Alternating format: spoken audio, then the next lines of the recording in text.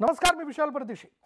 मराठा आरक्षणाचा मुद्दा पुन्हा एकदा तापण्याची शक्यता आहे। एकीकडे उदयनराजेंनी मराठा आरक्षणासंदर्भात आरपारची भाषा केली आहे, तर दुसरीकडे पुण्यात मराठा मोर्चाची बैठक झाली आणि त्यामुळे राज्यात पुन्हा एकदा मराठा आरक्षणाचा मुद्दा तापण्याची शक्यता आहे।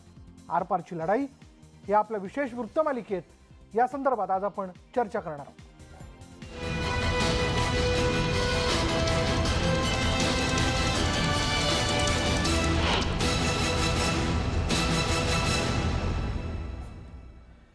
आणि या वृत्तमालिकेची सुरुवात आपण करतो एका ब्रेकिंग न्यूजने।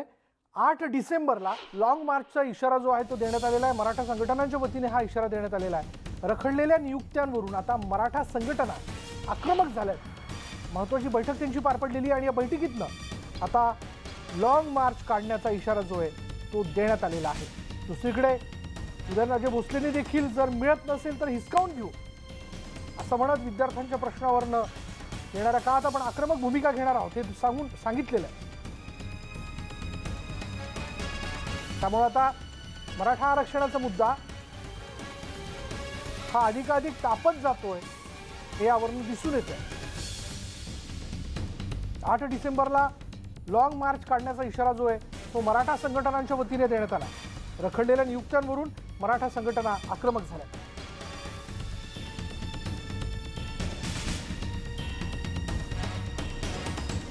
त्यामुळे आज जर आपण बघितलं मराठा आरक्षणाच्या मुद्द्यावरून खासदार उदयनराजे भोसले चांगलेच आक्रमक झाल्याचं बघायला मिळालं। किती दिवस मागायचं, आता हिसकवायचं अशा शब्दात उदयनराजेंनी राज्य सरकारला इशारा दिलाय। मराठा आरक्षण आधीच का दिलं नाही हे त्या वेळच्या नेत्यांना विचारलं पाहिजे। स्वागत करतो, त्याच पद्धतीने हरिभाऊ राठोड भूमिका घेतली, त्यांचे आम्ही स्वागत करतो। धडक मोर्चाच्या संदर्भात 3-4 लोकांनी वेगवेगळं मत मांडलेलं आहे, प्रतिक्रिया दिलेली आहे। सविस्तर नेमकं धडक मोर्चा कसा असणार, किती तारखेला निघणार, जर अधिवेशनाची तारीख पुढे ढकलली तर त्याचं नियोजन कसं असणार, एक सविस्तर स्पष्टीकरण। नाही, हे झालेलं आहे, तुम्हाला याची सविस्तर माहिती देतो आम्ही। 8 तारखेला हा धडक मोर्चा मुंबईत पोहोचेल, तर पुण्यावाल्यांना 4 तासात जाता येतं। बीडचा लोकांना यायचं असेल तर बीडला तेवढा डिस्टन्स त्याप्रमाणे वेळ ॲडजस्ट करावा लागेल। त्यामुळे काही लोक 7 तारखेला निघतील, काही 6 तारखेला निघतील, त्या जिल्ह्याच्या सोयीप्रमाणे निघतील आणि त्यांच्या जिल्ह्याचं नियोजन ते 4 तारखेला करतील आणि त्याप्रमाणे ते नियोजन करून 8 तारखेला मुंबईत येतील, अशा पद्धतीने ते नियोजन करतील। समजा परवानगीच नाकारली त्यावेळेस परवानगी आम्हाला लागत नाही, आम्हाला परवानगी लागणारच नाही, परवानगी लागत नाही आम्हाला। आम्ही गाडीने जाणार आहोत, आम्हाला परवानगीची त्यासाठी काय आवश्यकता लागत असं आम्हाला वाटत नाही। सगळ्याला परमिशन लागतं। 8 डिसेंबरला जर धडक मोर्चा झाला नाही, जर पुढचं अधिवेशनाची तारीख आली तर तुम्ही लॉंग मार्च काढणार, पण त्याचं कसं करणार? त्यासाठी आम्ही सर्व लोक वेगवेगळ्या जिल्ह्याच्या बैठका होतील ना, त्यामध्ये आम्ही त्या प्रकारचं नियोजन करू आणि ते त्यावेळेस जाहीर करू। कारण सगळ्या गोष्टी आधी जर जाहीर झाल्या तर शासनाकडे बरेच लॉकनट असतात, ते लॉकनट वापरायला सुरुवात करतात। त्यामुळे काही थोडेसे रिझर्व्ह राहू द्या आमच्याकडे मध्ये। आता शेवटचं पुन्हा एकदा नेमकं तुमची घोषणा काय झाली याचं एकदा पुन्हा एकदा सांगा ना। माईक खाली घेऊ, नाही असं बोल, माईक ठेव की तो ठेव, तो हातात ठेवा माईक, काय प्रॉब्लेम। पहिला निर्णय असा झालेला आहे की महावितरणच्या ज्या भरती होत आहेत त्या भरतीमध्ये राज्य सरकारचे मंत्री माननीय नितीन राऊत साहेबांनी जाहीर केल्याप्रमाणे SCBC प्रवर्गातल्या मुलांना आम्ही सामावून घेणार, अशा प्रकारची भूमिका त्यांनी माध्यमांसमोर जाहीर केलेली आहे। आणि SCBCतले जे विद्यार्थी ओपनमध्ये कन्वर्ट झाले परंतु SCBCच्या शेवटच्या कट ऑफमधले आहेत ते ह्या प्रक्रियेतनं बाहेर गेलेत, त्यांना संरक्षण देण्याच्या दृष्टिकोनातनं राज्य सरकारने पावलं उचललेली नाहीत। त्यामुळं 1 तारखेला 2 तारखेला SCBCतले असे अफेक्टेड विद्यार्थी वगळून उर्वरित सर्व विद्यार्थ्यांना डॉक्युमेंट व्हेरिफिकेशनसाठी बोलवलेले आहेत, त्यांना नियुक्त्या देणार आहेत। आणि त्या ठिकाणी अशा अफेक्टेड मुलांच्या बाजूने त्यांचा न्याय मिळण्यासाठी मराठा क्रांती मोर्चा आणि या विद्यार्थ्यांचे पालक प्रत्येक जिल्ह्याच्या महावितरणच्या अधीक्षक अभियंत्याच्या कार्यालयाच्या समोर निदर्शन करणार, हा पहिला पार्ट। दुसरा पार्ट असा आहे की 8 तारखेला मराठा आरक्षणाची जी सर्वोच्च न्यायालयामध्ये केस प्रलंबित आहे ह्या बाबतीमध्ये राज्यातलं जे काही सामाजिक सुसंवाद आहे तो बिघडलेला आहे आणि मराठा समाजाला कायमस्वरूपी घटनात्मक आरक्षण मिळण्याच्या दृष्टिकोनातनं आमचे प्रयत्न सुरू आहेत, तसे राज्य शासनाचे आहेत. परंतु त्याच्यामध्ये जर यश येत नसेल तर त्या संदर्भामध्ये अनेक जे आमचे प्रलंबित विषय आहेत त्याच्यामध्ये शैक्षणिक प्रक्रिया, मगाशी वीरेंद्र पवारांनी सांगितल्याप्रमाणे 11वीच्या हजारो मुलांच्या ॲडमिशन्स एका दिवसाच्या यांनी बाहेर गेल्या. तर अशा विद्यार्थ्यांना सुपरन्युमररीचा प्रकार वापरून ह्या विद्यार्थ्यांचे ॲडमिशन्स प्रोटेक्शन करावेत असा ठराविक मेट्रो सिटी आणि ठराविक नामांकित कॉलेजामधला हा प्रश्न आहे. तिसरा प्रश्न आहे की 4 तारखेला माननीय अमित देशमुख साहेबांनी जे मेडिकलच्या बाबतीमधले ॲडमिशन्स होत्या त्याच्यामध्ये जे अफेक्टेड विद्यार्थी आहेत त्यांना जर खाजगी कॉलेज मिळालं SCBC प्रवर्गातल्या तर त्यांच्या फीचा फरक आम्ही भरून देऊ अशा प्रकारची भूमिका घेतली. 12 तारखेला पहिला स्लॅब झाला, त्या दिवशीसुद्धा त्या बाबतीतला विद्यार्थ्यांना होकार मिळाला नसल्यामुळं ते विद्यार्थी आजही फीच्या बाबतीमध्ये संभ्रमित आहेत. ती भूमिका राज्य शासनाने जाहीर करावी.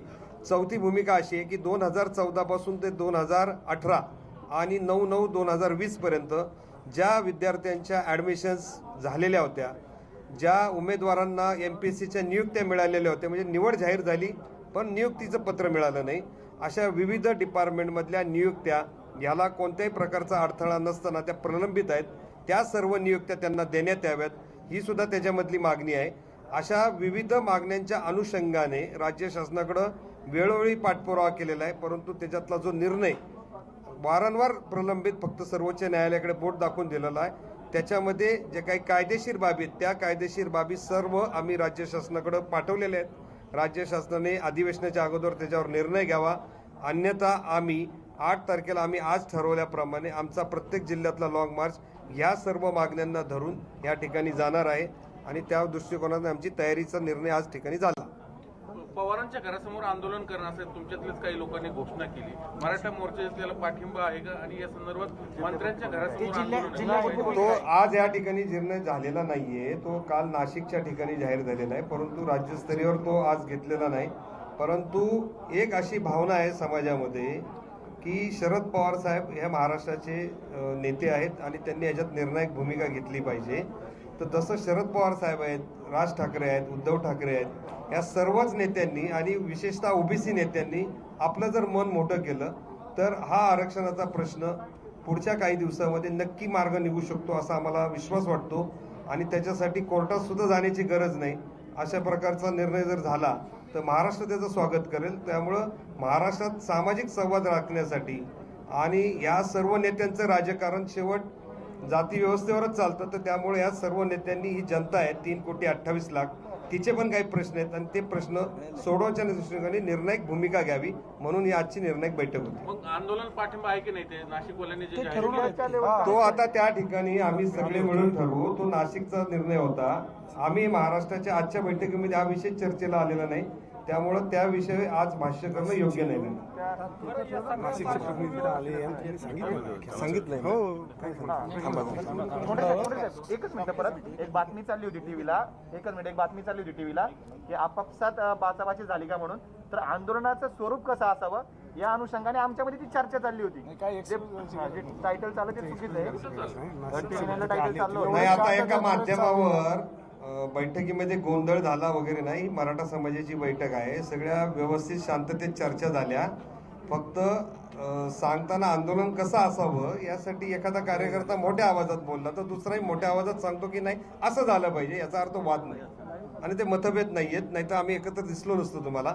त्यामुळे तो कोणताही गैरसमज राज्यामध्ये कोणी करून घेऊ नये. माध्यमाने पसरून ठीक आहे, हा सगळा मुद्दा झाला. मात्र आता या सगळ्या पार्श्वभूमीवर जर स्पेस बघितला तर भरपूर असा स्पेस आहे. आंदोलनाचा तुम्ही जो निर्णय घेतला आहे या सगळ्या काळामध्ये सरकारचे प्रतिनिधी आपल्या काही समन्वयकांशी जर चर्चा करण्यासाठी आले तर पुढील जे आंदोलन आहे त्याला स्थगिती मिळू शकते का किंवा चर्चेतून मार्ग निघू शकतो का? काय वाटतं तुम्हाला? प्रश्न जर सुटले तर कोणी आंदोलन करायला जात नाही, लक्षात घ्या. प्रश्न सुटत नाही म्हणून आंदोलन तयार होतात आणि कुणाला तरी वेठीस धरण्यासाठी आंदोलन नाही. अनेक लोक मराठा समाजाचे आम्ही सर्व लोक जे आवाज उठवतोय याला काही लोक त्याला राजकीय रंग देण्याचा प्रयत्न करतात, परंतु तुम्ही सर्व लोक ओळखतात. आम्ही सगळे लोक 20, 25, 30 वर्ष याच्यात काम करतो. सत्ता कोणत्याही पक्षाची असू, कोणत्या समाजाचा मुख्यमंत्री असू, ते आम्ही बघून आंदोलन करत नाही, तर आमच्या समाजाच्या प्रश्नासाठी आम्ही आंदोलन करतोय. त्यामुळे असा प्रश्न पुढे भविष्यात कोणत्याही प्रकारे पोहोचतो. याला जोडून मुद्दा असा आहे, तुमच्यातल्या काही संघटना परस्पर आंदोलन करतात, मग त्याचे तुम्हाला असं उत्तरदायित्व घ्यावं लागतं किंवा त्याची खुलासे करत बसावे लागतात. तर सरकारशी चर्चा करताना तुम्ही एखादी समन्वय समिती स्थापन करणार का? आम्ही यांच्याशीच फक्त चर्चा करावी. कोणी उठतं सरकारचं आंदोलन करतं. नाही तो असे उदाहरण सांगतो मी, कोण कार्यकर्ते होते कोणालाच कळलं नाही. या संदर्भामध्ये कसं आहे की जशी पंढरपूरची आपली यात्रा होते, लक्षात घ्या, पंढरपूरला ज्या वेळेस आपण आषाढी एकादशीला जातो तर एक यात्रा आळंदीवरून निघते, एक देहूवरून निघते, अशा वेगवेगळ्या मार्गाने जातात, पण त्याची मागणी एकच असते आणि आमचं उद्दिष्ट सर्वांचं एकच आहे की आम्हाला आरक्षण मिळावं, समाजाला न्याय मिळावं. त्यामुळे वेगवेगळ्या मागण्या आहेत ना, त्या होत राहणार किंवा वेगवेगळ्या मार्गातून येणार, पण सर्वांचं उद्दिष्ट स्पष्ट आहे की मराठा समाजाला न्याय मिळावं आणि म्हणून असे हे होत राहणार. कारण मराठा समाज मोठा आहे आणि राहिली विषय की आपण चर्चा केली पाहिजे. बघा, मागच्या वेळेस ज्यावेळेस नाशिकला आमची राज्यस्तरीय बैठक झाली त्यावेळेस मुख्यमंत्र्यांनी बोललं छत्रपती संभाजीराजे त्या बैठकीला गेले होते, त्यातून एक मार्ग निघाला. त्यानंतर नवी मुंबईला एक राज्यस्तरीय बैठक झाली, MPSCच्या परीक्षे संदर्भामध्ये आम्ही आक्रमक झालो आणि मग मुख्यमंत्र्यांनी बैठकीला बोललो, आम्ही 20-25 लोक तिथं बैठकीला गेलो, अशोक चव्हाण साहेबांची चर्चा केली आणि मुख्यमंत्री सांगितलं फक्त 5 लोक या.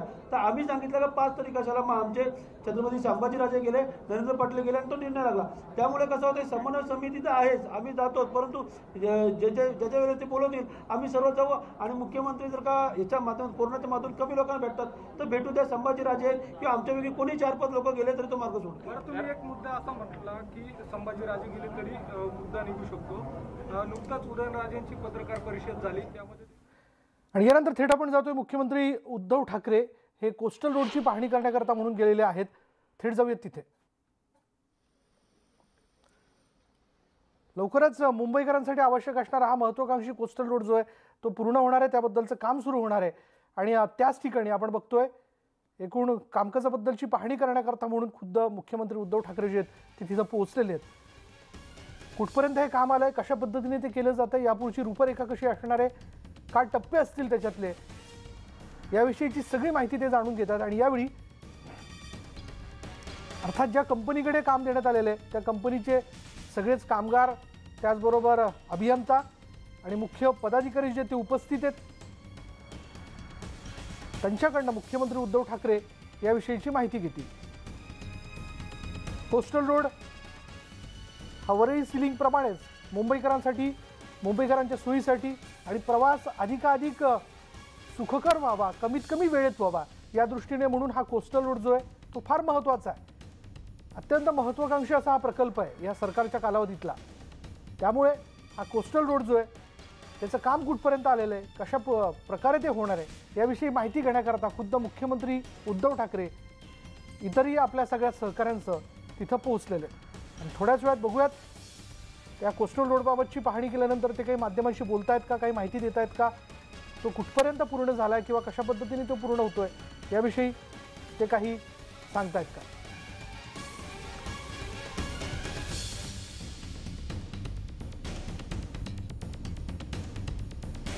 महत्वाची बातमी आपण बघतोय, मुख्यमंत्री उद्धव ठाकरे हे पोहोचलेले आहेत कोस्टल रोडची पाहणी करण्याकरता, तिथे ते गेलेत. आणि हा कोस्टल रोड कसा असेल, कशा पद्धतीने केली जाईल याचे काही छायाचित्र जे आहेत तिथे लावण्यात आल्याचं आपण बघतोय. आमच्या प्रतिनिधी प्रणाली कापसे आपल्या बरोबर आहेत. प्रणाली, काय माहिती आहे? विशाल, आता मुख्यमंत्री उद्धव ठाकरे आणि पर्यावरण मंत्री आदित्य ठाकरे हे दोघेही प्रियदर्शनी गार्डन इथल्या सागरी जो मार्ग आहे कोस्टल रोड त्याचा जो पहिला टप्पा, दुसरा टप्पा आहे त्या ठिकाणी बघायला आलेले आहेत. प्रियदर्शनी गार्डन पासून ते गिरगाव चौपाटीपर्यंत एक मोठं टनेल केलं जाणार आहे या सागरी मार्गाच्या मध्ये. तर त्याच्यासाठी एक खूप मोठं यंत्र जे की हा बोगदा तयार करणार आहे ते आणण्यात आलेलं आहे. आतापर्यंत मुंबईच्या मेट्रोच्या अंडरग्राऊंड मेट्रोसाठी मोठमोठे यंत्र आणले गेलेले होते, बोरवेल मशीन आणल्या गेलेल्या होत्या, परंतु आत्ताची जी मशीन आहे ती अतिशय मोठ्या व्यासाची अशी मशीन आहे आणि ती पहिल्यांदाच भारतात आणली गेलेली आहे. त्यामुळे आज विशेषतः या मशीनच्या पाहणीसाठी आणि त्याचबरोबर एकूणच प्रकल्पाचं काम कुठपर्यंत आलं हे बघण्यासाठी स्वतः मुख्यमंत्री उद्धव ठाकरे आणि पर्यावरण मंत्री आदित्य ठाकरे हे दोघेही जण इथे आलेले आहे. आपल्याला माहितीच आहे की हे काम जे आहे या टप्प्याचं म्हणजे वरळी सीलिंग पासून ते नरिमन पॉइंट पर्यंतचा हा जो टप्पा आहे या टप्प्याचं काम जे आहे ते मुंबई महानगरपालिकेकडे देण्यात आलेलं आहे आणि त्याचीच पाहणी करण्यासाठी सध्या त्याचंच काम हे प्रगतीपथावर सुरू असल्यामुळं मुख्यमंत्री आणि पर्यावरण मंत्री ते पाहणी करण्यासाठी इथे आलेले आहेत. एकनाथ शिंदे हे आत्ताच नुकतेच येऊन दाखल झाले. खरं तर सुरुवातीला त्यांच्याच दौऱ्याबद्दल सांगण्यात आलेलं होतं, परंतु नंतर मुख्यमंत्र्यांनी या दौऱ्यामध्ये पाहणी करण्यास ते सुद्धा आलेले आहेत आणि सोबत पर्यावरण मंत्री आदित्य ठाकरे सुद्धा आहेत. काही मोजकेच अधिकारी आणि कर्मचारी या ठिकाणी उपस्थित आहेत आणि आता त्या कामाची पाहणी जी आहे ती सुरू आहे. मुख्यमंत्र्यांबरोबर कोण कोण उपस्थित आहे? आत्ताच्या घडीला मुख्यमंत्र्यांबरोबर पर्यावरण मंत्री आदित्य ठाकरे, त्याचबरोबर मंत्री एकनाथ शिंदे, मुख्य सचिव आहेत आणि मुंबई महानगरपालिकेचे आयुक्त इक्बाल सिंग चहल ते सुद्धा इथे आलेले आहेत आणि हा प्रकल्प ज्यांच्याकडे ज्या सांभाळतात त्या मुंबई महानगरपालिकेच्या अतिरिक्त महापालिका आयुक्त अश्विनी भिडे त्या सुद्धा या ठिकाणी उपस्थित आहेत आणि त्याचबरोबर ज्या कंपनीला हे काम देण्यात आलेलं आहे त्या कंपनीचे पदाधिकारी जे आहेत ते या ठिकाणी उपस्थित आहेत.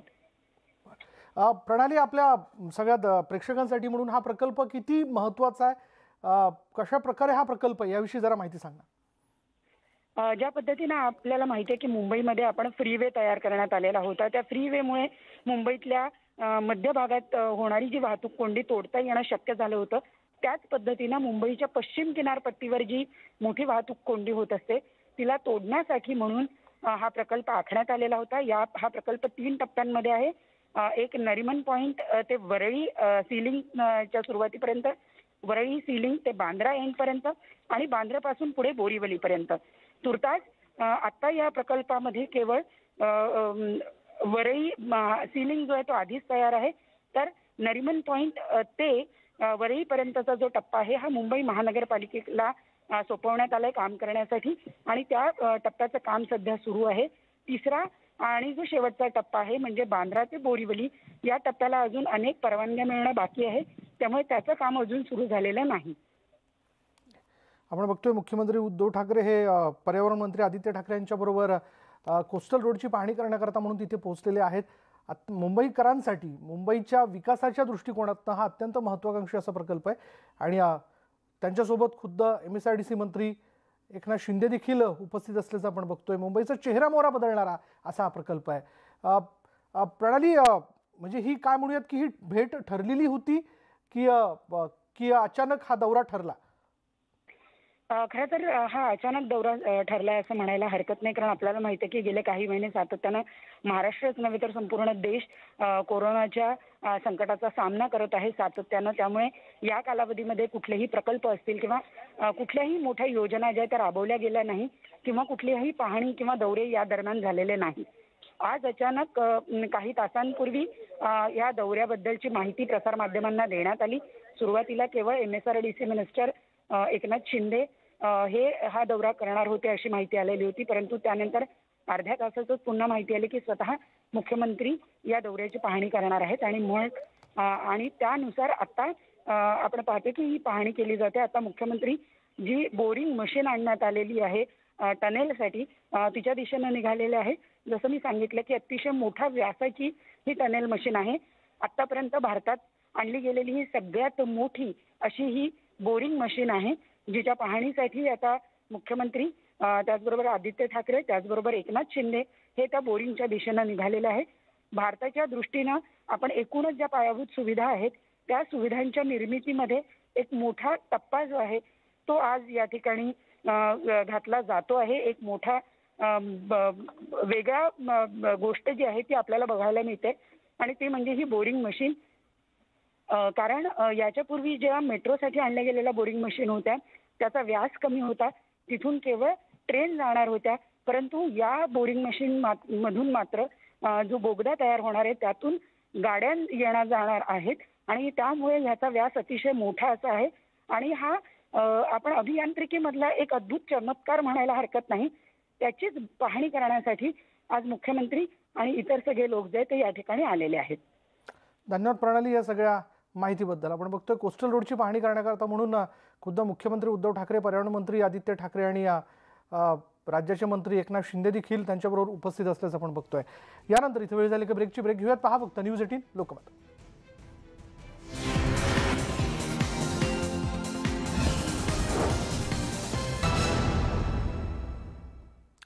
ब्रेकनंतर बघूयात मराठा आरक्षणाच्या मुद्द्यावरून खासदार उदयनराजे भोसले चांगलेच आक्रमक झाले. किती दिवस मागायचं, आता हिसकवायचं, अशा शब्दात राजेंनी राज्य सरकारला इशारा दिला. मराठा आरक्षण आधीच का नाही दिलं हे त्या वेळच्या नेत्यांना विचारलं पाहिजे.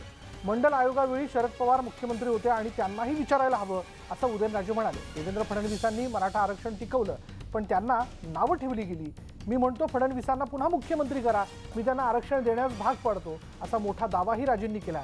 राज्य सरकारशी काय बोलायचं, त्यांच्याशी बोलणं म्हणजे पालथ्या घड्यावर पाणी अशी सडकून टीका उदयनराजे भोसले यांनी केली आहे. त्या पदावरती मग संभाजीराजेंची नेमणूक करा, मग मुख्यमंत्री म्हणून करून टाका, ते प्रश्न सोडवतील.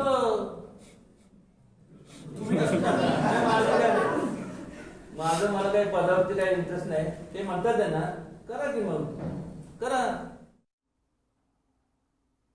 देवेंद्र फडणवीस हा मराठा, हे मराठा नसून त्यांनी नेलं ना, त्यांनी जात बघितली का पात बघितली, काय बघितलं ना, त्यांनी संपूर्ण हे केलं, भेटलं ना. सत्तांतर झालं त्यानंतर ह्या लोकांनी ते पुढे न्यायला पाहिजे होतं ना. त्यांनी इथपर्यंत पुढचं तुम्ही आता या परत मग त्या सत्ता त्यांच्या हातात, देवेंद्रांच्या हातात नाही. ती असं म्हणते की पहिल्या कॅबिनेटमध्ये धनगर समाजाला आरक्षण देतो, एक लक्षात येत. ते काय म्हणाले मग आम्ही, तुम्ही देवेंद्रांच्या हातात सत्ता द्या, आरक्षण तुम्हाला मिळून द्यायची जबाबदारी देईल, मी त्यांच्याकडनं आरक्षण तुम्हाला मिळून देतो, बस द्या आता त्यांच्या हातात सत्ता मिळणारच आहे. 1 2 3 4 किती 2 तपपेक्षा जास्त निघून गेले, प्रश्न प्रलंबित आहे. आणि मग असं असताना मग जर हे लोक म्हणत असतील की मराठ्यांचे आम्ही कैवारी आहोत, मराठा स्ट्रॉंग मॅन, हे कितपत मला सांगा ना, ही उपमा कितपत लागू होती. काही मागितलं नाही आपल्या लोकांकडनं, हे मोठे लोक आहेत ते फार, असं हे समजतं. हे मोठे नाही आहेत, वयाने मोठे आहेत, पण हे मोठे एवढ्या करतायत कारण अनेक तुमच्यासारख्या मतदारांनी त्यांना निवडून दिलं, त्या पदावर बसवलं, त्यांच्यावर विश्वास ठेवला, म्हणून त्या पदावर गेल्यामुळे ही मोठी आहे. आणि याच विषयी आपण चर्चा करणार आहोत. मराठा क्रांती मोर्चाचे समन्वयक राजेंद्र कोंढरे आपल्याबरोबर. राजेंद्र कोंढरेजी, आपण वारंवार खरं तर याच मुद्द्याला घेऊन संवाद साधत आलेलो आहे आणि आज तर थेट आपण बघतोय आपल्या मराठा संघटनांच्या नेतृत्वापैकी एक नेतृत्व उदयनराजे भोसले यांनी आरपारच्या लढाईची घोषणा केलेली आहे. आपण सहमत आहात का त्यांच्या मताशी? आरक्षण जोपर्यंत मिळत नाही तोपर्यंत रोजचीच लढाई आमची आरपारची आहे आणि त्यामुळं ह्या आरक्षणाच्या लढ्याला उदयनराजे छत्रपती, संभाजीराजे छत्रपती आणि समाजातल्या विविध क्षेत्रातल्या लहान थोर सर्वच लोकांचं आम्हाला सातत्याने पाठबळ मिळते आणि त्यांच्या सदिच्छा जीवावरच हे आंदोलन आत्तापर्यंत पुढं आम्ही रेटलेलं आहे. त्यामुळे समाजातल्या सर्वसामान्यांच्या सहभागाबरोबरच छत्रपती असे परत सर्व माध्यमातले वेगवेगळे क्षेत्रातलं सगळ्यांचंच आम्हाला पाठबळ मिळते. त्यामुळे ह्या लढाईमध्ये जी भूमिका सर्वजण एकत्रित घेतील त्या सर्व एकत्रित भूमिकेमध्ये आम्ही सर्वजण बरोबर राहणार आहोत. बरं, यापुढे कशी भूमिका घ्यायचं ठरवलंय आपण आता? आज पुण्यामध्ये मराठा क्रांतीच्या समन्वयकांची बैठक झाली. त्याच्यामध्ये 3 मुद्दे महत्त्वाचे होते.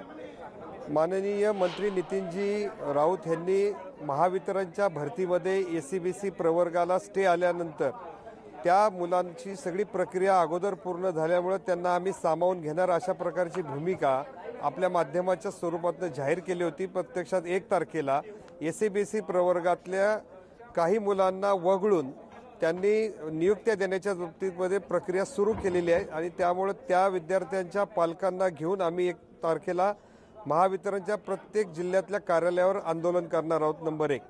नंबर 2, 2014 पासून ते 2020 पर्यंत स्थगिती येण्याच्या अगोदर ज्या जाहिराती आलेल्या होत्या, ज्या नियुक्त्या जाहीर झालेल्या होत्या, त्या MPSCच्या असतील, महावितरणच्या असतील, विविध स्थानिक स्वराज्य संस्था आहेत, या सर्व प्रक्रिया विशिष्ट मंत्रालयातल्या काही लोकांनी आत्तापर्यंत त्या अडकवून ठेवलेल्या आहेत. त्या सर्व रिलीज करून त्या मुलांना त्या नियुक्त्या दिल्या गेल्या पाहिजेत, कारण हा स्टेच्या अगोदरचा विषय आहे, तोच आमचा सुटलेला नाही.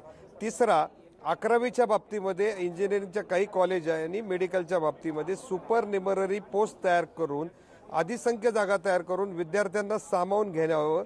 या बाबतीमध्ये राज्य शासनाच्या ज्या गोष्टी हातात आहेत त्या निर्णय जाहीर व्हावा.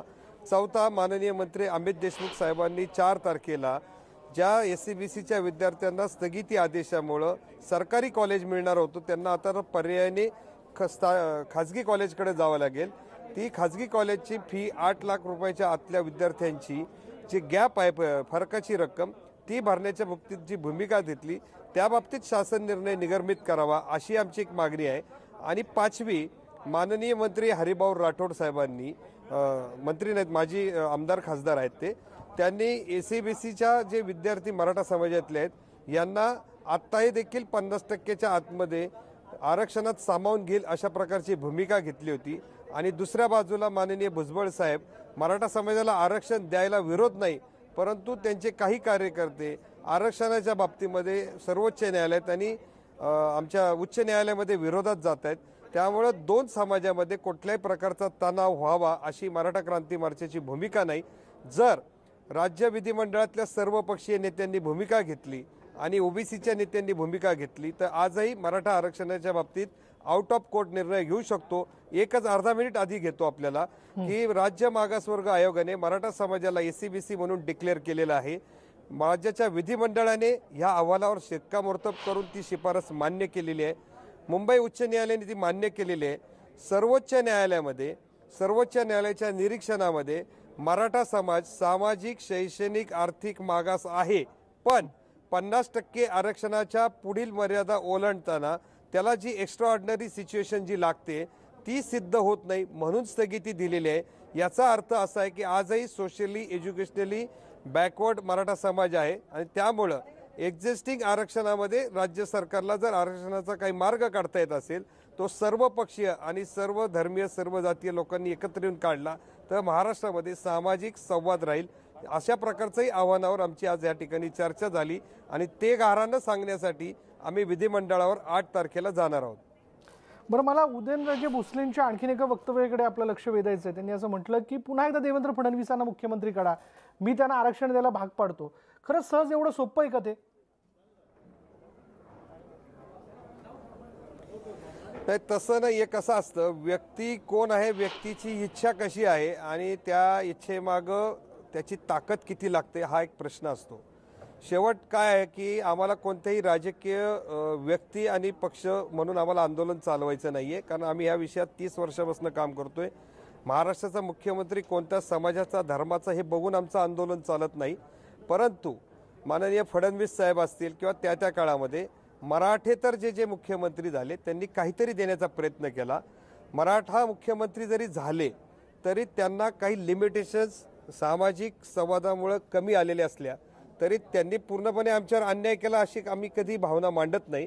परंतु हा आरक्षणाचा जो प्रश्न आहे हा इतका जटिल आणि विचित्र झालेला आहे की त्याच्यामध्ये सर्वपक्षीय सहमती असल्याखेरीज आणि विविध समाजाचं नेतृत्व करणाऱ्या लोकांची सहमती झाल्याखेरीज ह्या विषयातनं मार्ग निघू शकत नाही.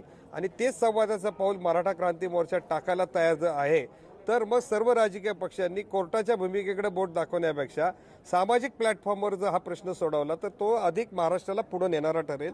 या दृष्टिकोनातून आम्ही पाहतो. आणि मग फडणवीस साहेब असतील किंवा इतर माननीय उद्धवजी ठाकरे असतील किंवा शरद पवार साहेब असतील, राज ठाकरे साहेब असतील, शेकापचे नेते असतील, या सगळ्याच पक्षाच्या नेत्यांकडनं आम्हाला मार्गदर्शनाची आणि प्रश्न सोडवण्याच्या दृष्टीने सहकार्याची अपेक्षा आहे. श्रावण देवरे देखील OBC अभ्यासक ते आपल्याबरोबर फोन लाईनवरती. श्रावण देवरेजी, आपण ऐकलं राजेंद्र कोणटे यांनी काय म्हटलं. खास करून मला उदयनराजे भोसले यांनी केलेल्या वक्तव्याबद्दल देखील आपली प्रतिक्रिया विचारायची आहे. काय म्हणणं आपलं? नाही काय उदयन भोसले काय म्हटले? उदयनराजे भोसलेंनी असं म्हटलंय की आता मागून जर मिळत नसेल तर हिसकावलं पाहिजे. हा नाही, ही यांची जी हिंसक भाषा आहे ना, यांना लोकशाही मान्य नाही आहे. हे बघा, ओबीसींनी 70 वर्ष आंदोलन केलं, 70 वर्ष वाट बघितली, तेव्हा कुठं ओबीसीना रिझर्वेशन मिळालं. आणि हे 2-4 वर्षामध्ये ज्यांना अशी काय हातगाई लागली आहे की आम्हाला आत्ताच पाहिजे आणि आम्हाला नाही मिळालं तर आम्ही दुसरं कोणाला मिळू देणार नाही आणि आम्हाला मिळालं नाही तर आम्ही हिंसक आंदोलन करू, हे जी काही यांची भाषा आहे ही हुकुमशाहीची भाषा आहे, सरंजामशाहीची भाषा आहे. त्यांना कोणीतरी समजून सांगितलं पाहिजे की आता या देशामध्ये लोकशाही आहे आणि लोकशाही मार्गाने जे काही मिळवायचं असेल ते मिळवावं लागतं.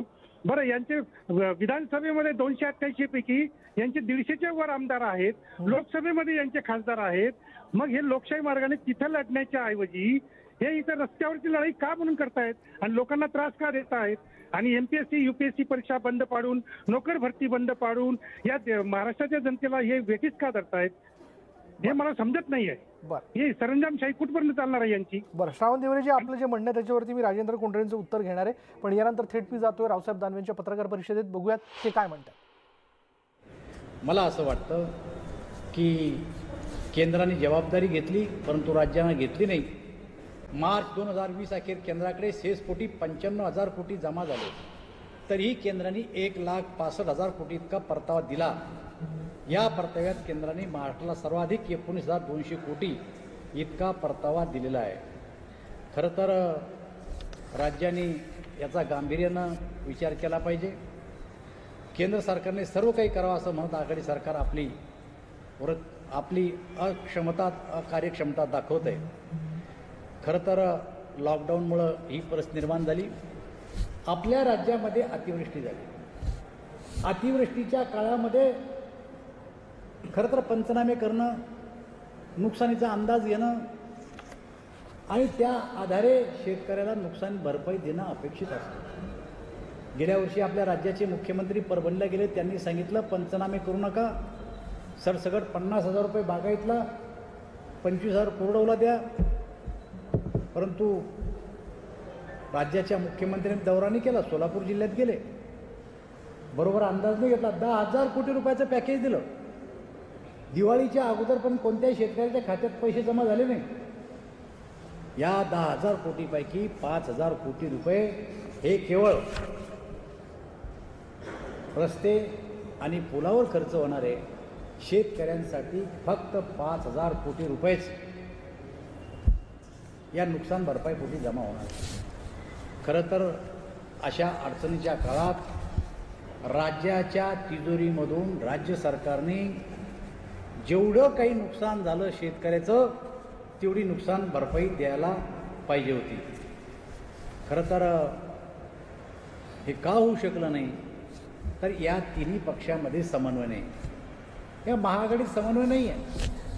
मग मराठा आरक्षणाचा प्रश्न असू द्या, शेतकऱ्याच्या नुकसान भरपाईचा प्रश्न असू द्या, कोविडमध्ये झालेल्या भ्रष्टाचाराचा प्रश्न असू द्या, महिलांवरच्या अत्याचाराचा प्रश्न असू द्या, समान निधी वाटपाच्या मुद्द्यावरून या राज्याचे माजी मुख्यमंत्री पृथ्वीराजजी चव्हाण यांनी त्यांची व्हिडिओ क्लिप व्हायरल झाली की आमच्या लोकांना विकासाच्या कामासाठी पैसे देताना भेदभाव केला जातो, एसटीच्या कर्मचाऱ्यांनी पगार मिळत नाही म्हणून या ठिकाणी आत्महत्या केल्याचं आपल्याला माहिती आहे. शेतकऱ्यांना अजूनही परतीच्या पावसामुळे झालेल्या नुकसानीची नुकसान भरपाई मिळू शकलेली नाही आणि याबद्दल रावसाहेब दानवे जे आहेत त्यांनी पत्रकार परिषद घेतली आणि ते राज्य सरकारवरती टीका करताना दिसत होते. आपण पुन्हा एकदा मराठा आरक्षणाच्या मुद्द्याला घेऊन आरपारची लढाई जी आपण बघतोय या वृत्तमालिकेमध्ये श्रावण देवरे, त्याचबरोबर आपल्यासोबत आहेत हरिभाऊ राठोड आपल्यासोबत असणार आहेत आणि राजेंद्र कोंढरे देखील आपल्यासोबत आहेत, त्यांच्याशी आपण बोलणार आहोत. पण वेळ झाली का ब्रेकची? ब्रेकनंतर मी आपल्याकडे येतोय. पहा फक्त न्यूज 18 लोकमत.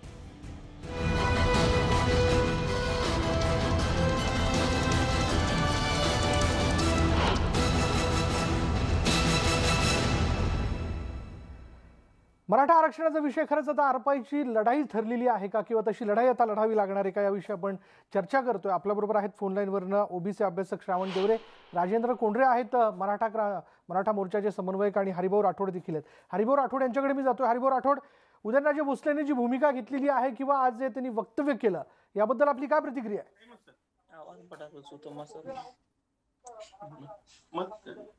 हरिभाऊ राठोड, आपल्याला माझा आवाज येतोय? हो, येतो. उदयनराजे भोसलेंनी आज जी आरपारच्या लढाईची घोषणा केलेली आहे याबद्दल आपण सहमत आहात का? हो, आवाज येतोय. नाही, आरपारची लढाई वगैरे ही भाषात म्हणजे सोबत नाही राजेंना. आपण कायद्याची भाषा बोलली पाहिजे. आपण कायद्यानुसार म्हणजे या विधानसभेमध्ये एकमताने आपण ठराव पास केला, कायदा पास केला आणि कायदा म्हणतो की मराठा समाजाला SC BC म्हणजेच OBC हा कायदा पास करून आपण त्यांना हे आरक्षण दिलेलं आहे. तेव्हा कायद्याची भाषा बोलावी, नियमामध्ये जे बसतं ते बोलावं. राजांनी अशा प्रकारचं मोगम वक्तव्य आम्ही फडणवीसांना आणा म्हणजे आम्ही आरक्षण देतो, सांगा ना मग आता कसे देता तुम्ही, आता सांगा ना. मी तरी सांगतो कसं देता येईल आरक्षण. मी वारंवार सांगतो की मराठा समाजाने एवढे मोर्चे काढायचे, शरद पवार साहेबांच्या घरावर मोर्चा नेतो, आम्ही इकडे मोर्चा नेतो, याच्याने आरक्षण मिळणार नाही. तुम्हाला आरक्षण मिळेल एक तर कोर्टाच्या माध्यमातून, नाही तर आउट ऑफ कोर्ट मिळू शकते. मी वारंवार सांगतोय मराठा समाजाने एकत्र बसावं, सगळ्या नेत्यांनी एकत्र बसावं. तुम्ही आम्हाला बोलवा, आम्ही सांगतो तुम्हाला की कसं आरक्षण देता येतं, नियमामध्ये कसं बसवता येईल आणि सामंजस्याने आपल्याला सगळ्यांना आरक्षण देता येईल हे मी वारंवार सांगतोय. बरं राजेंद्र कोंडीजी, बघा ना, उलट सूचना करणारे बहुतांशी लोक सभागृहात आहेत तरी एवढे मोर्चे काढले जातात असं हरिभाऊंचं म्हणणं आहे. आज हरिभाऊ राठोडांच्या भूमिकेवर आमच्या मोर्चामध्ये भरपूर चर्चा पण झाली आणि हरिभाऊ राठोड यांनी जी भूमिका घेतलेली समन्वयाचं त्यामुळे आम्ही स्वागत केलं.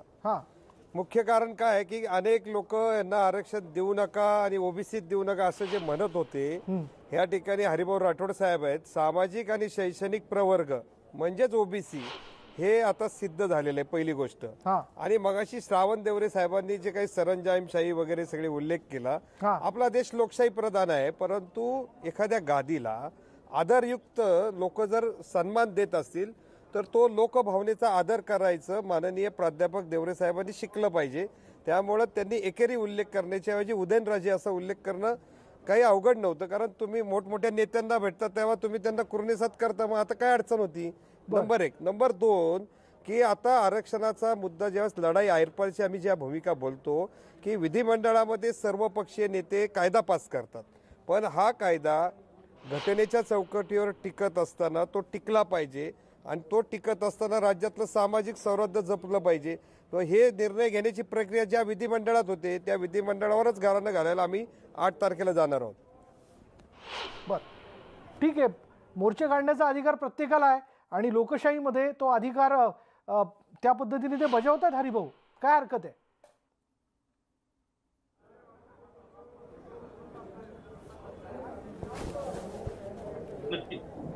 हरिभाऊ मला विचारलंय का? हो हो.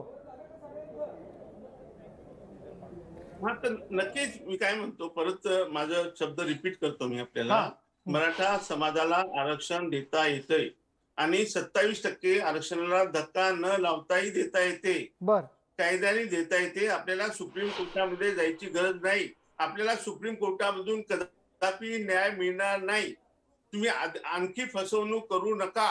आपली फसवणूक होत आहे, विद्यार्थ्यांची फसवणूक होत आहे आणि सरकार यामध्ये काही करू शकत नाही. सरकारच्या हातात काही राहिलेलं नाही आहे, संपूर्ण मराठा समाजाच्या हातात आहे.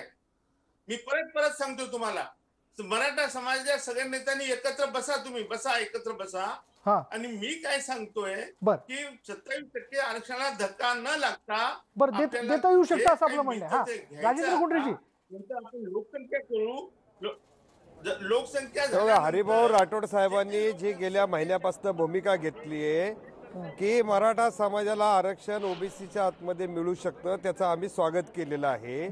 त्यामुळं आउट ऑफ कोर्ट जाऊन जर प्रश्न सोडवायचा प्रयत्न करत असतील ते, तर त्याचं आम्ही स्वागत केलंय.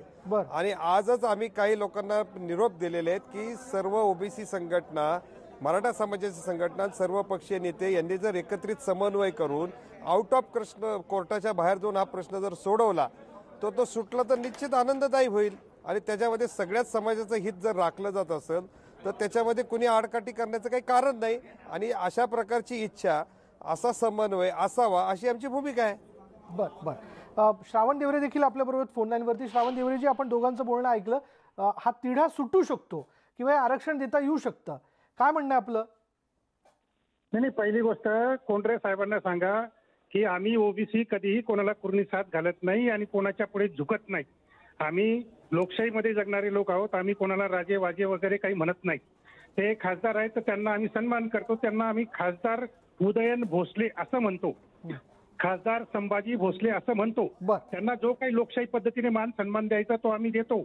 पण तुम्ही जर म्हणाल की त्या गादीपुढे झुका आणि या गादीपुढे झुका, हे गाद्या बिड्यांचं सगळं गेलं आता, वाडे राजवाडे सगळे गेले. आता आपण लोकशाहीमध्ये राहतो. हे जरा कोंढरेंना कुणीतरी समजून सांगा. तुम्ही गादीचा अवमान करू नका देवरेजी, ऐका, हे अशा पद्धतीचे वक्तव्य करू नका आणि तुमच्या समाजात हिरो व्हायचा धंदा बंद करा. काही अपमान नाही त्याच्यामध्ये. नाही, हे असे धंदे बंद करा. ऐका, हे बघा, ऐकून घ्या, प्रत्येक समाजामध्ये एक आदराचं स्थान असतं. ऐका, तुमच्या एकट्याच्या भक्याने काय होत नाही म्हटलं, तुमच्या एकट्याने काय होत नाही असं प्रकार. अहो, तुमच्या एकट्याने काय होत नाही, तुमच्या मताला कोणी किंमत देत नाही.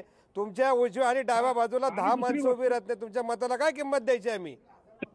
तुम्ही थोडासा रिस्पेक्टफुली समाजामध्ये ज्यावेळेस आपण प्राध्यापकी दाखवतो ना तर सन्मानाने वागायला शिका, हो, सन्मान द्यायला शिका, आदर द्यायला शिका. आदर आणि सन्मान द्यायचा दिला तर तुम्हाला पण पालखी मिळेल. काळजी कशाला करताय? राजेंद्र कोंढरेजी, हरिभाऊ राठोड म्हणालेले आहेत की सगळ्या मराठा समाजाच्या नेत्यांनी एकत्र यावं आणि चर्चा करावी. आम्ही देखील चर्चेला बसायला तयार आहोत. समाजामध्ये एखाद्या गादीला सन्मान दिला जातो, आदर, त्याला आदर आणि सन्मान लोकशाहीमध्ये काय मान्य नाहीये का? ठीक आहे, श्रावण लोक भावनेला काय महत्व असतं का नाही? मत आहे, ठीक आहे. आपण ते वागतायत ना, त्यांनी कुठं तुमच्या घरी येऊन काय दरोडा घातलाय का? लोकशाहीमध्ये आंदोलनाच्या काही भाषा बोलायला लागतात. अहो, भाषा बोलायला लागतात आंदोलनाच्या, म्हणून काय लोकशाहीमध्ये काय आम्ही तोडफोड केली का? तुमच्याकडे पुन्हा येतोय, जाता जाता वेळ माझ्याकडे संपलेला आहे. बरं, ठीक आहे, ओके, मी थांबतो. असं म्हटलेलं आहे, हरिभाऊ राठोड असं म्हणतायत की सगळ्यांनी एकत्र बसा, आम्ही देखील बसायला तयार आहोत. जे 27% आरक्षण आहे त्याला धक्का न लावता आरक्षण देता येऊ शकतं. आपण चर्चेसाठी जाणार का? आपण समन्वयाची भूमिका साधणार का? निश्चितपणे साधणार. जर आउट ऑफ कोर्ट जर हा प्रश्न महाराष्ट्राच्या दृष्टीने सुटत असेल आणि त्यात मराठा समाजाला न्याय मिळत असेल तर त्याचं आम्ही स्वागत करतो. आम्ही चर्चेला तयार आहोत. राज्याच्या विधिमंडळातल्या सर्व पक्षाच्या नेत्यांनी, विरोधी पक्ष नेत्यांसकट या चर्चेमध्ये सहभाग घ्यावा आणि विधिमंडळाच्या प्लॅटफॉर्मवर हा जर प्रश्न सोडवला तर मी तुम्हाला निश्चित सांगतो महाराष्ट्रामध्ये 2 समाजामध्ये दरी निर्माण होणार नाही. बरं, हरिभाऊ, आपण घेताय पुढाकार या विषयाला घेऊन? मी पुढाकार घेतो, नक्कीच घेणार आहे आणि कोंढरे साहेबांनी सुद्धा पुढाकार घ्यावा. आणि मी सगळ्या नेत्यांना आवाहन करतो, आपले राजे आहेत, दोन्ही छत्रपती राजे, त्यांनी सुद्धा पुढे येऊन 2 पावलं पुढे यायला पाहिजे. तुम्ही जास्त दिवस या लोकांना, आपण जास्त दिवस हे करू शकत नाही. फार तुम्ही आणखी जर ताणलात तर ते तुटणार. कारण लोक किती दिवस मोर्चे आंदोलन करणार आहे, किती दिवस तुम्हाला सोबत करणार आहे. त्यामुळे माझी विनंती आपल्याला सगळ्यांना, आपण सगळे बसूया, आपण देवरे साहेबांना पण बोलूया आणि देवरे साहेबांनी थोडी भाषा सुधारली पाहिजे. एवढे कठीण शब्द वापरू नका तुम्ही. आपण या समाजामध्ये आपल्याला राहायचं आहे, या महाराष्ट्रामध्ये राहायचं आहे, गुन्ह्या गोविंदाने आपल्याला एकोप्याने राहायचं आहे. असं ही भाषा म्हणजे आपल्याला सगळ्यांना सोबत नाही. एक विचारवंत म्हणून आम्ही देवरेंना समजतो, पण ही भाषा वापरू नका तुम्ही कृपा करून. आपल्याला निश्चितपणे मी पुढाकार घेईल आणि कोंढरे साहेबांना पण विनंती करतो, तुम्ही सुद्धा पुढाकार घ्या. दोन्ही छत्रपती महाराजांना बोलवा तुम्ही. आणखी जे काही आंदोलन करते आहे खूप आहे आपले कोर्टमध्ये काही साधारण केव्हा हरिभाऊ साधारण केव्हा बोलून आपण एकत्र बसू. 100% मी तुम्हाला सांगतो हा प्रश्न सुटल्याच जमा आहे खरं म्हणजे. बरं, हा प्रश्न सुटेल असं तुम्ही म्हणता. चला, हेही नसे थोडके तुम्ही दोघंही एका गोष्टीवरती तुमचं एकमत आहे की एकत्र बसून यावरती चर्चा करता येऊ शकते. तुम्हा तिघांचेही धन्यवाद. खरं माझ्याकडे वेळ संपलेला आहे. माफ करा मी तुम्हाला थांबवतोय, पण एक सकारात्मक मुद्द्याकडे आपण आलो की चर्चेतनं हा मुद्दा आउट ऑफ द कोर्ट जाऊन सुटू शकतो आणि त्यासाठी हरिभाऊ राठोड आणि त्याचबरोबर राजेंद्र कोंढरे आणि इतरही नेते, जसं त्यांनी न्यूज 18 लोकमतच्या प्लॅटफॉर्मवर सांगितलं, ते पुढाकार घेतील. यानंतर वेळ झाली का ब्रेकची. ब्रेक घेऊयात. पहा फक्त न्यूज 18 लोकमत.